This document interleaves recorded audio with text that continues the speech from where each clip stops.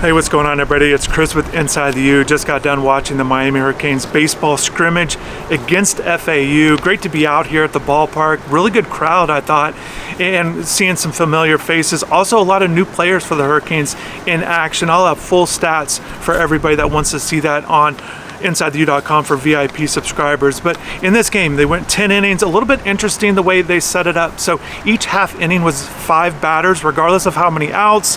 They were going to put 5 batters to the plate. So I find that to be interesting, and also you have to take that with a grain of salt with how the game ended up. So it was a 5-5 tie, Miami in the bottom of the 10th. They actually were allowed to send 6 going into that one, and they took advantage of it. They were down by 2. They scored a couple runs. Alonso Alvarez gets the game-tying base hit to tie it at 5, and that wrapped it all up. But it was good seeing these guys. Also got a good glimpse of maybe what this opening day lineup for 2026 will look like with the newcomers, also the key returners.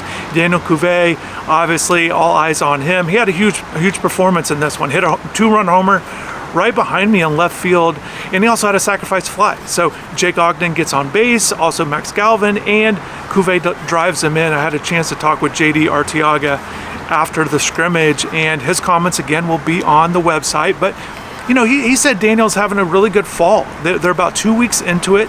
They still got a few more weeks. They're going to go into November. They have inter-squad scrimmages, but this is the one against another team.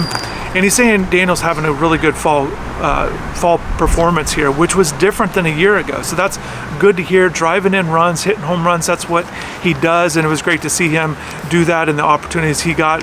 All the starters, for Miami got about at least 3 plate appearances, so he made the most of them in his opportunities. Jake Ogden had a nice day, goes 2 for 2, a couple singles, also gets on base with a walk, stole a base, caught stealing on another one, but just a very active performance with Ogden there, and he batted in that leadoff spot. Again, Max at the 2, and got a first look at a newcomer, Alex Sosa, the catcher from NC State, in that cleanup role. And look, I think the lineup, and again, I'll post the whole thing on the website, but I think this lineup that what we saw today could really be what we see, or it's how it's projected to start the season. So, it was also good to see Keon Copeland in here in action, Brylan West, Van Sheehan. These guys also were in the lineup, and guys with a lot of experience, particularly with West and Sheehan. So I think those guys are going to figure into the lineup. And then from a pitching side, almost all of the pitchers got two full innings, essentially 10 batters. Started with Tate. Tate gives up a couple runs there in that first inning, but bounces back, retired all 5 batters he faced in that second frame.